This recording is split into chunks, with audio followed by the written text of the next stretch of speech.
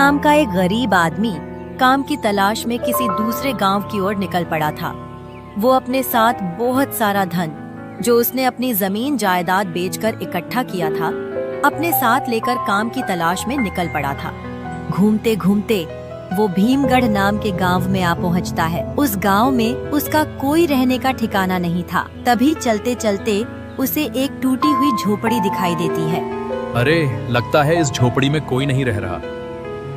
अगर ऐसा है तो मैं इस झोपड़ी में रह लेता हूँ। जब तक मुझे काम नहीं मिलता, मुझे इसी में कुछ दिन निकालने होंगे। किशन अपने पैसे से भरी पोटली वहाँ नीचे रख देता है और थोड़ी देर वहाँ विश्राम करता है। अरे, अब तो बहुत देर हो गई है। लगता है सच में इस झोपड़ी में कोई नहीं रहता। अरे ये क्या? ये तो कोई पुराना संदूक लग रहा है। पता नहीं किसका होगा। अगर कोई नहीं आया तो इसे बाद में खोल के देख लूंगा। तब से किशन उस झोपड़ी में ही रहने लगता है। अगले दिन किशन उस झोपड़ी में सामान रखकर गांव की ओर निकल पड़ता है और ढूंढते ढूंढते जमींदार के घर आ पहुंचता है। नमस्ते जमींदार जी, मेरा नाम किशन है और मैं इस गांव में काम की तलाश में दूसरे गांव से आया हूं। मैंने सुना है कि आप इस गांव के जमींदार हैं और आपके यहाँ मुझे काम मिल सकता है। अच्छा, तो तुम दूसरे गांव से आए हो, पर तुम्हारा यहाँ रहने का बंदोबस्त कैसे हो पाएगा? देखो, मेरे पास जमीन तो बहुत सारी है और नौकर भी बहुत सारे हैं, पर मेरे पास जो जगह है उसमें मुश्किल से 10-15 नौकर पहले से रह रहे हैं, तो तुम्हें पहले रहने का बंदोबस्त करना होगा। जमींदार जी, मैं अपने गांव से आते वक्त अपनी सारी जायदाद बेचकर पर्याप्त धन लेकर ही इस गांव में आया हूं। वैसे मैंने रहने का बंदोबस्त कर लिया है। वो जो गांव के बाहर एक पुरानी झोपड़ी है, उसमें मैं रह रहा हूं और कुछ दिनों में थोड़ी सी जमीन लेके घर भी बनवा लूंगा। अच्छा, तो तुम उस पुरानी झोपड़ी में रह रहे हो। उस झोपड़ी में तो कई साल पहले एक बूढ़ा व्यक्ति रहता था, पर पता नहीं बाद में वो कहां चला गया। तब से उसका कोई अता पता ही नहीं। पर तुम्हारे पास तो धन है, फिर तुम काम की तलाश में मेरे पास क्यों आए हो? अपना कोई कारोबार क्यों नहीं शुरू कर लेते? नहीं जमींदार जी, मेरे पास सिर्फ 485 सोने के सिक्के हैं, जो थोड़ी जमीन खरीदने में और घर बनवाने में खर्च हो जाएंगे। उसके बाद तो मुझे काम करना ही पड़ेगा, इसलिए मैं आपके पास आया हूं। अच्छा, ऐसी बात है। ठीक है, कल से तुम मेरे खेत में काम कर सकते हो। किशन के जाने के बाद जमींदार मन ही मन हंस रहा था। कोई मूर्ख ही होगा जो अपने साथ लाए धन के बारे में ऐसे किसी को बता देगा। मुझे कुछ भी करके इस मूर्ख का सारा धन इससे छीन लेना होगा। उसी रात जमींदार अपने आदमियों को बुला लेता है। देखो मदन और छगन, गांव में किशन नाम का एक बकरा आया है, जो दूसरे गांव से कुछ दिन पहले हमारे गांव आया है।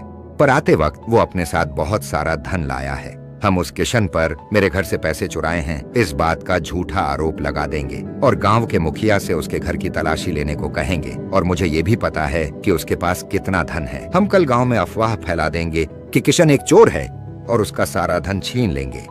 वाह सरकार, क्या दिमाग पाया है। सच में आपके बुद्धि का तो कोई जवाब ही नहीं। अगले दिन गांव के चौराहे पर जमींदार, मुखिया और अन्य गांव वालों को बुलाता है। सुनो सुनो गांव वालों और मुखिया जी, कल रात मेरे घर में किशन नाम के एक व्यक्ति ने डाका डाला है, जो इस गांव का बिल्कुल नहीं है। और मैंने उसे अपने घर की सारी जानकारी दी और अपने पास काम भी दिया है। और उसी रात मेरे घर में घुसकर उसने चोरी की है। पर जमींदार जी, भला दूसरे गांव के व्यक्ति को तुम्हारे तिजोरी में रखे पैसों का पता कैसे चल गया? मुखिया जी, मेरा भोलापन मार खा गया।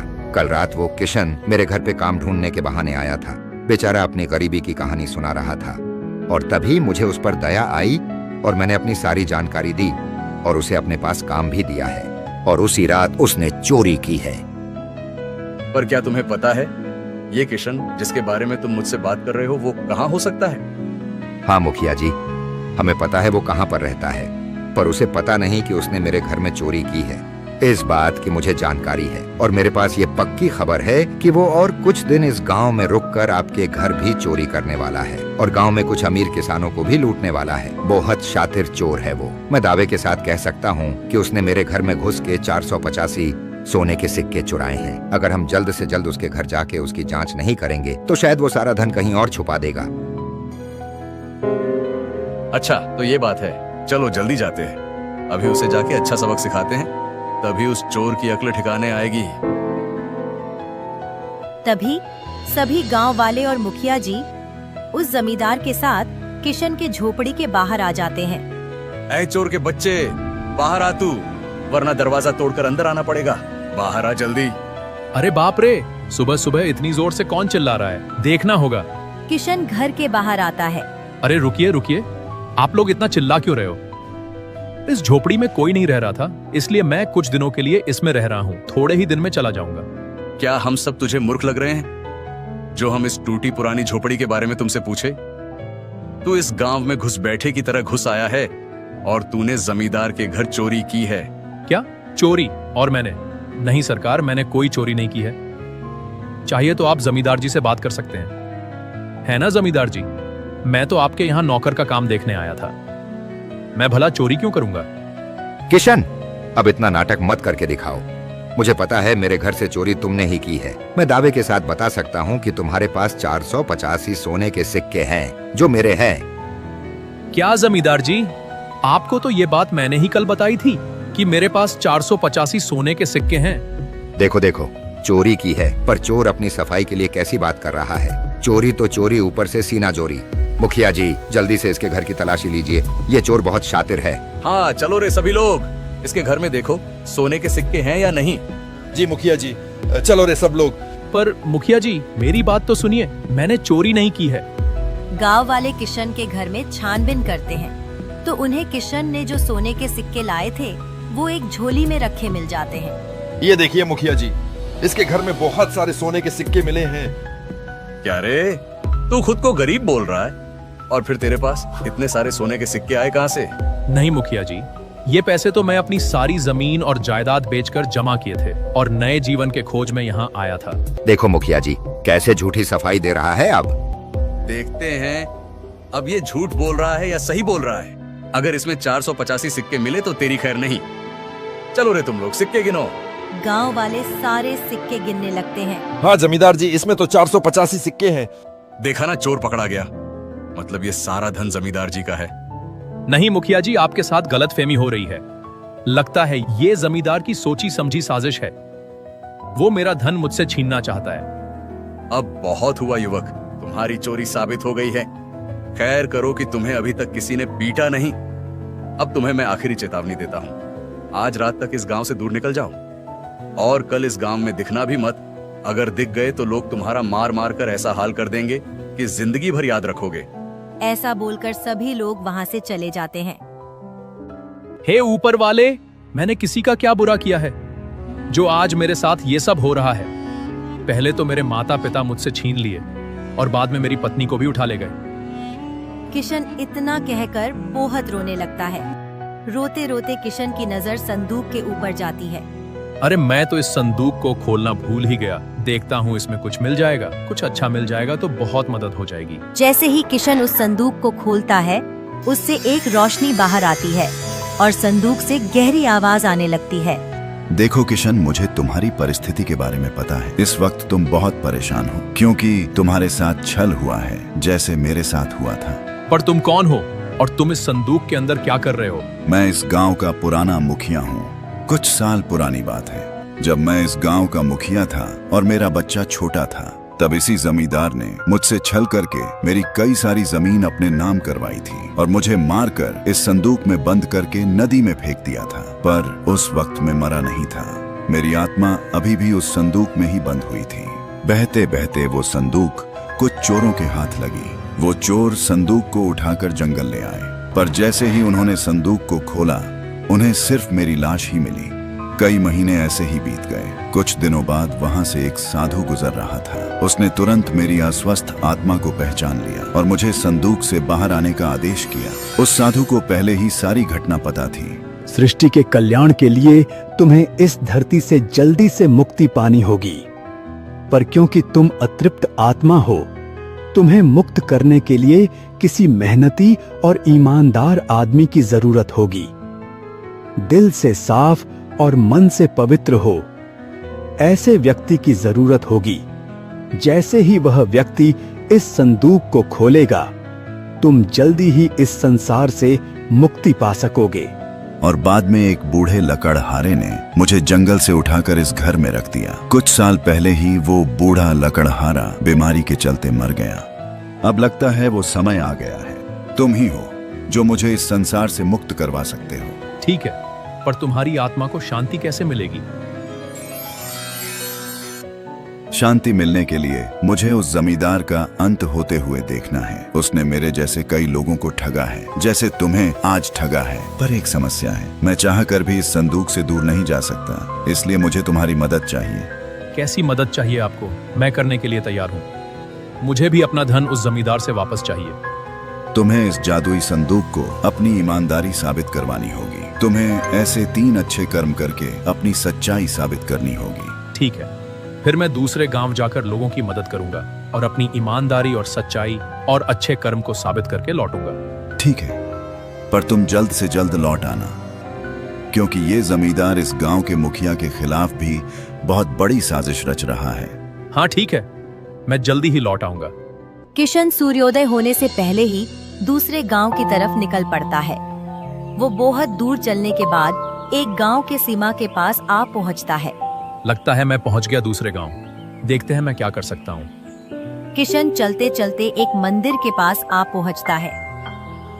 थोड़ी देर वो मंदिर के पास बैठकर विश्राम करने की सोचता है। तभी वो देखता है कि एक बुजुर्ग व्यक्ति मंदिर की ओर आ रहा है, जिसके पैरों से खून बह रहा था। बाबा, आपके पैरों से खून बह रहा है, आपको दर्द नहीं हो रहा? बेटा क्या करूं? मैं बहुत गरीब हूं। मैं अब इतना बूढ़ा हुआ हूं कि कुछ काम भी नहीं कर सकता। बस इस मंदिर में ही रहता हूं और यहाँ वहाँ भीख मांग के खाता हूं। पैरों में कंकड़ और कांटे चुभ के मेरे पैर ऐसे हो गए हैं। अच्छा बाबा, तो ऐसी बात है। आप एक काम कीजिए, आप मेरी ये चप्पल रख लीजिए। मैं काम करके अपने लिए दूसरी चप्पल ले लूंगा। सच में बेटा, तुम बहुत अच्छे हो। आज कई लोगों ने मेरी तरफ देखा पर किसी ने मेरी मदद नहीं की, पर आज तुम पहले ऐसे व्यक्ति हो जिसने मेरी तकलीफ को समझा है। ईश्वर तुम्हारा कल्याण करे बेटा। किशन अपनी चप्पल वही बुजुर्ग व्यक्ति को देकर आगे बढ़ता है। चलते चलते वो थोड़ी दूरी पे जाता है। वहाँ वो देखता है कि एक साधु पेड़ के नीचे बैठा है, जो अस्वस्थ नजर आ रहा था। प्रणाम साधु महाराज। भगवान तुम्हारा भला करे। बोलो बेटा, क्या समस्या है तुम्हें? साधु बाबा, मैं तो ठीक हूँ, पर आप जरा अस्वस्थ लग रहे हैं। क्या मैं आपकी कुछ मदद कर सकता हूँ? हाँ बेटा, समस्या तो है। मैंने 2 दिनों से पानी का एक बूंद नहीं पिया। बहुत प्यास लग रही है, ऊपर से ये गर्मी कितनी ज्यादा है। ठीक है साधु बाबा, मैं आपके लिए पानी ले आता हूँ कहीं से।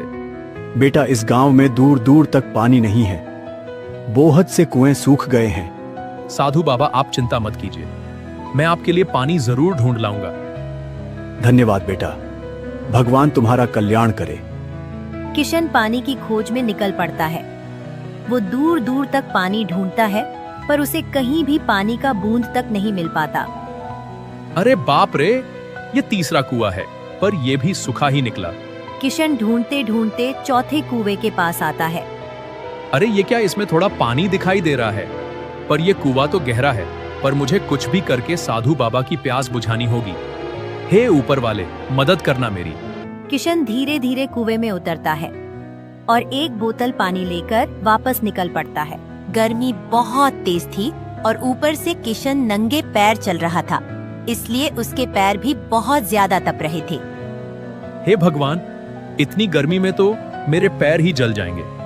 एक काम करता हूँ, उस पेड़ के पत्ते पैर के नीचे बांध लेता हूँ, थोड़ी राहत मिल जाएगी। किशन एक पेड़ के नीचे बैठकर उसके पत्ते तोड़कर अपने पैरों के नीचे बांधने लगता है, जिसके कारण उसे थोड़ी राहत मिलने लगती है। किशन पानी लेकर साधु बाबा के पास आता है। ये लीजिए बाबा, मैं आपके लिए पानी लेकर आया हूँ।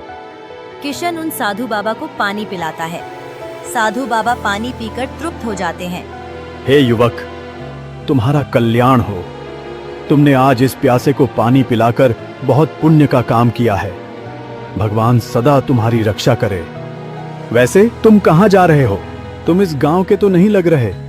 हाँ साधु बाबा, मैं इस गांव का नहीं हूँ। मैं किसी खास मकसद से यहाँ आया हूँ। किशन अपनी सारी कहानी उन साधु बाबा को बता देता है। अच्छा, ऐसी बात है। बेटा, तुम सच में नेक दिल इंसान हो। किशन साधु बाबा का आशीर्वाद लेके आगे की ओर निकल पड़ता है। मैंने 2 अच्छे काम तो कर लिए, अब तीसरा काम क्या हो सकता है? ऐसे सोचते सोचते किशन जंगल से गुजर ही रहा था, तभी उसे एक घायल हिरण जाल में फंसा हुआ दिखाई देता है।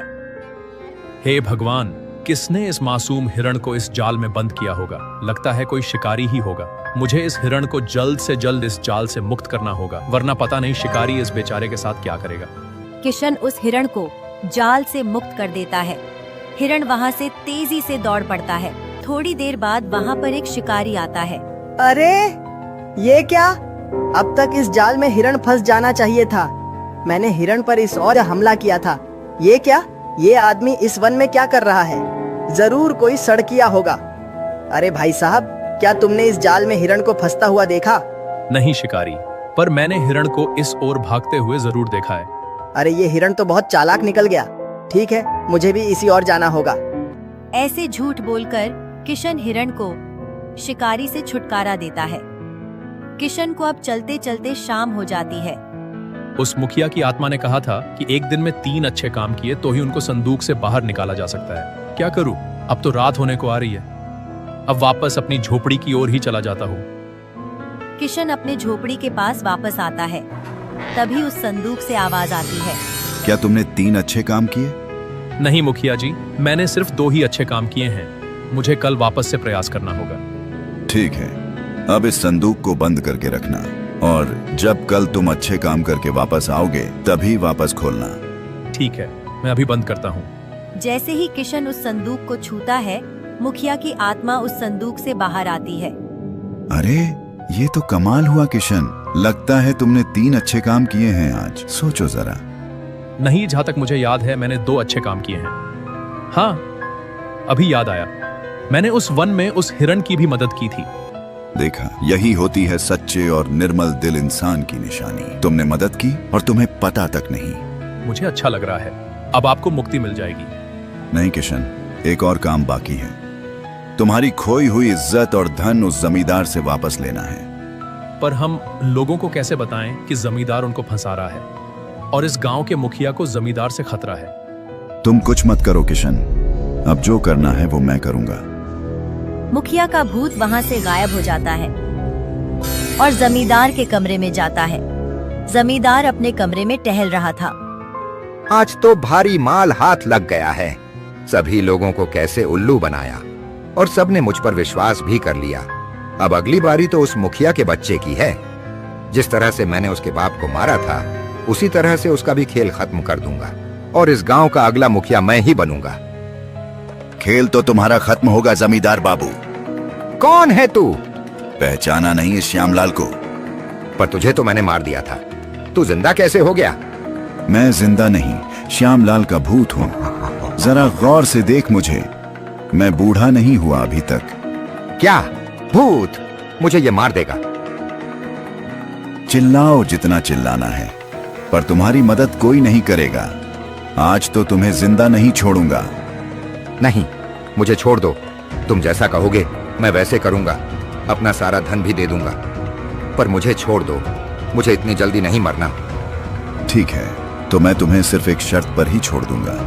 मुझे तुम्हारी शर्त मंजूर है, पर मुझे मारना मत। ठीक है, तो तुम अभी के अभी इसी वक्त मुखिया के घर जाओगे और उसे गांव के चौराहे पर सारे गांव वालों के साथ मिलने बोलोगे और मुखिया को सारी बात सच सच बताओगे कि कैसे तुमने किशन से उसका धन छीन लिया, कैसे तुमने मुझे छल से मारा था। मेरी जमीन अपने नाम की थी। हाँ, मैं अभी जाता हूँ और मुखिया बाबू को बताता हूँ।